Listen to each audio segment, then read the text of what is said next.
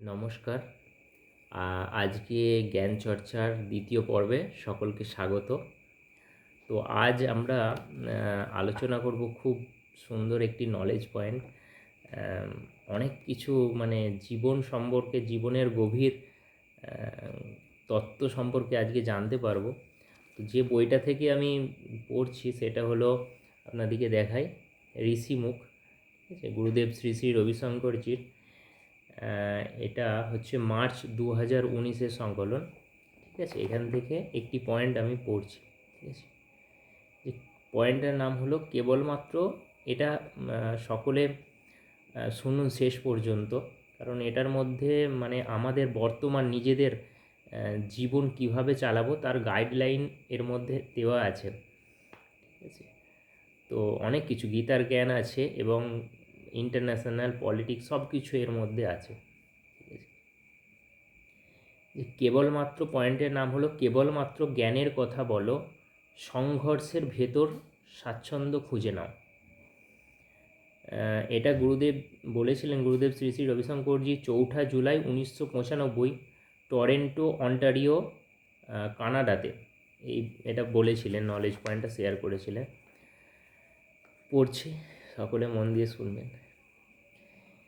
গুরুদেব বলছেন যে কেবলমাত্র জ্ঞানের কথা বলো, কেউ কারো সম্বন্ধে বাজে কথা বললে সেটার পুনরাবৃত্তি করো না। যদি কেউ তোমাকে বলে ও তোমার নামে এসব বলেছে, তার কথা একটুও শুনো না, তাকে নিরুৎসাহিত করো, তার কথা বিশ্বাস করো না। যদি তোমাকে কেউ সরাসরি দোষ দেয়, তাহলে সে যেভাবে বলছে সেভাবে সেটাকে নিও না। শুধু জেনো যে সে তার খারাপ কর্ম নিয়ে যাচ্ছে, আর মন থেকে সব ঝেড়ে ফেলে দাও। আর তুমি যদি তোমার গুরুর কাছে মানুষ হও, তাহলে সারা পৃথিবীর মানুষ তোমাকে যত দোষ দেবে তুমি হাসি মুখে মেনে নাও। তুমি কাউকে দোষ দিলে তুমি তার খারাপ কর্মটাকে নিয়ে নিচ্ছ। তুমি কারো প্রশংসা করলে তার ভালো কর্ম নিয়ে নিচ্ছ। ভালো মন্দ উভয় কর্মই ঈশ্বরকে সমর্পণ করো আর মুক্ত হয়ে যাও। সংঘর্ষ এই বিশ্বের নিয়ম। স্বচ্ছন্দে থাকা হলো আত্মার ধর্ম। সংঘর্ষের মধ্যেও স্বচ্ছন্দ খুঁজে নাও। এই বিশ্ব সংসারের খেলায় আর সংঘর্ষে যখন তুমি ক্লান্ত হয়ে পড়বে, তখন আত্মায় বিশ্রাম নাও। যদি তুমি তোমার গুরুর কাছে মানুষ হও, তাহলে তুমি দুটোই সমানভাবে করবে। যারা শান্তি ভালোবাসে তারা ঝগড়া করে না, আর যারা ঝগড়া করে তারা শান্তি চায় না। যেটার প্রয়োজন সেটা হলো ভেতরে শান্তি বজায় রেখে বাইরের বিরোধে লিপ্ত হও। কোনো সংঘাতকে শেষ করতে গেলে তা আরও দীর্ঘমেয়াদী হয়ে পড়ে।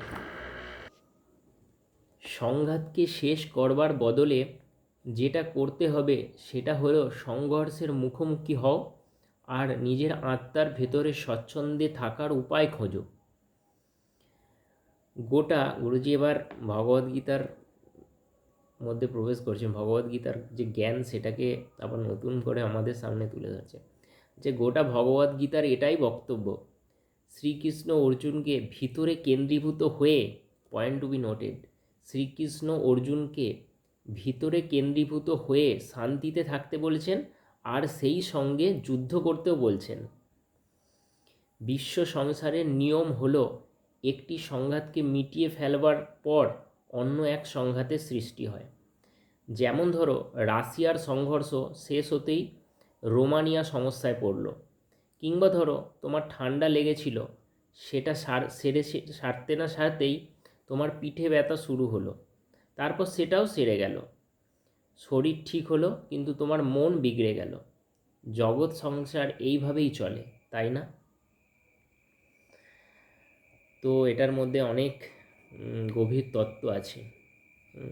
আজকের মানে প্রেজেন্ট যে সিচুয়েশান, সেটাকে যদি লক্ষ্য করি, পাকিস্তানের সাথে যেটা হচ্ছে বা আমাদের চারপাশে, তো এই নলেজ পয়েন্টটা কিন্তু খুবই গুরুত্বপূর্ণ। ভিতরে শান্তিতে থেকে